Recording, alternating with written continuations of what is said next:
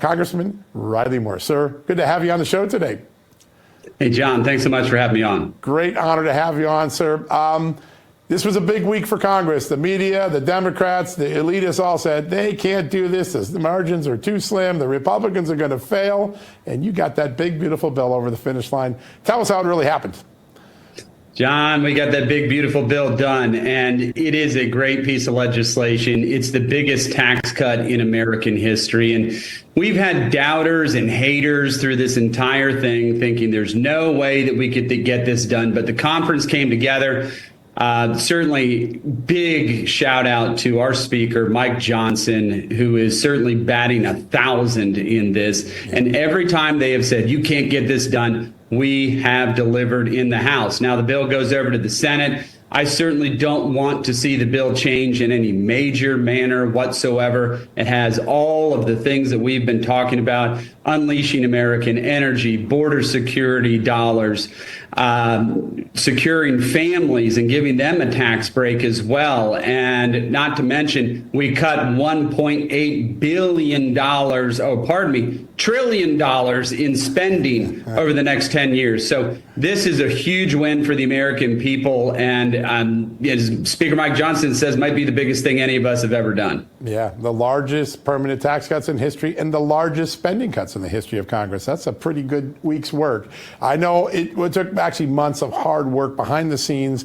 And I also know, I think one of the people think, well, Congress is just going to stop now, and 1.8 trillion isn't enough, even though it's a big number. But you guys aren't stopping. You're already working on the 26 appropriation bills. You're probably going to squeeze some more savings out of this government, aren't you? We are, and I am an appropriator. I'm on the House Appropriations Committee, and as we're going through that process right now, our top line number that we're going to mark to is the president's top line number. So we could be looking at somewhere in the ballpark of $126 billion cut within the appropriations process just in 1 year. So that's huge. So a lot of that is obviously coming from the work that's been done by DOGE. So this is where you're going to see a lot of these DOGE cuts actually passed into laws through the appropriations process. We're starting our markups on those bills next month, and we're going to be going through that process. I'm on 3 subcommittees there, so it's going to be a bit of a busy 2 months for me in that time period. Yeah, it's hard to imagine not being busy in Washington during the Trump years. It's like the velocity of everything happening is quicker than I've ever seen in my 35 years in this town. It's pretty remarkable.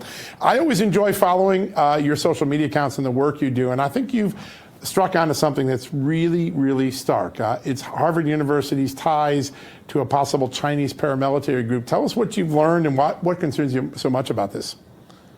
Well, the Chinese government has infiltrated all of our universities. It's why I introduced a bill to stop allowing Chinese nationals to obtain visas to come to our country. A shocking number, John, is that there are 300,000 Chinese nationals in our university system. Our government has issued them those visas, and they are currently there. There's a study that just came out from Stanford University that was just published talking about the very complex intel gathering mechanisms that they have set up at that university to infiltrate the research that is going on at Stanford University. This is a huge, huge problem. And that's just one example. Obviously, you touched on Harvard there right at the outset, but we have to stop doing this. People need to remember in 2017, China passed a law that all Chinese citizens, no matter where they are part of the intel gathering apparatus of the Chinese Communist Party. So, of course, they're following the law when they're here.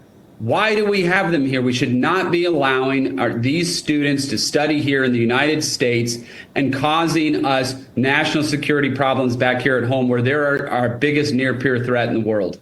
Yeah, so well said. And it's a jaw dropper to hear those numbers. And also to remember that during the Biden years, Joe Biden stopped the FBI's China initiative, which was the primary counterintelligence investigation looking at when Chinese officials were trying to infiltrate our academia and spy on us. For 4 years, we were basically flying blind. Now, I know that's changed under President Trump, but we lost a lot of ground. And I was thinking of the story we mentioned at the top of the show.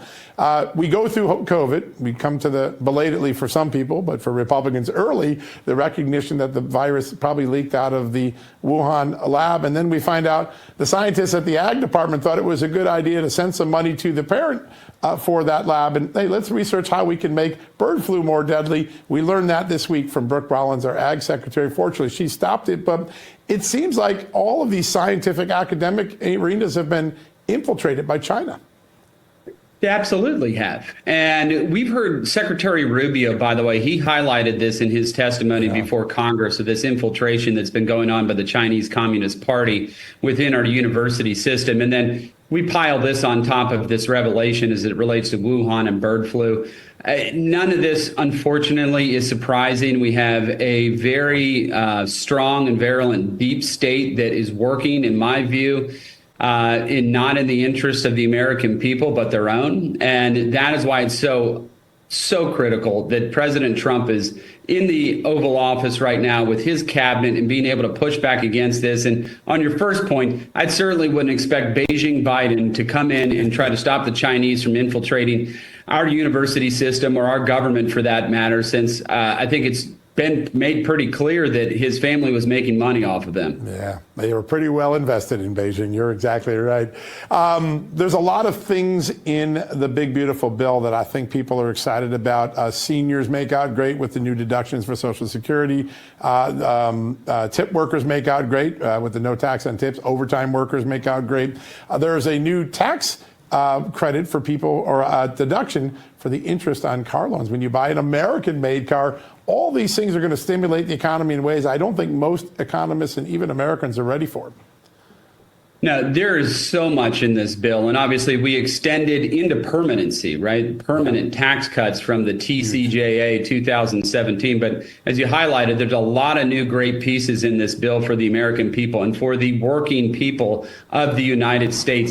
It's a total lie that the Democrats are out here touting right now that this is a bill for the rich, this helps the rich. We heard that same exact thing in 2017, but then you saw what happened. The American people saw what happened. The economy started roaring, more jobs started coming back to the United States.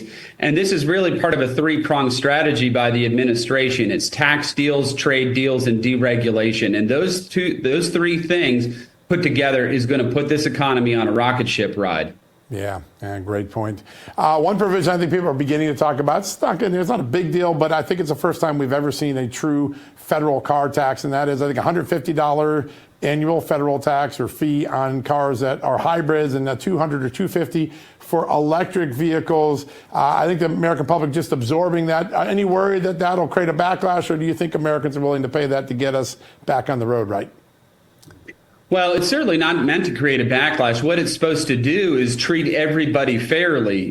These electric vehicles and hybrid vehicles either use a little bit of gas, or the electric vehicles use no gas at all. So they're not paying into the highway trust fund at all. And these vehicles, particularly electric vehicles, tend to be much heavier than your standard vehicle, which they put more wear and tear on the highway itself. So there has to be some way for them to pay in, as we all do that drive gas-powered vehicles. I got a V8 that I drive around.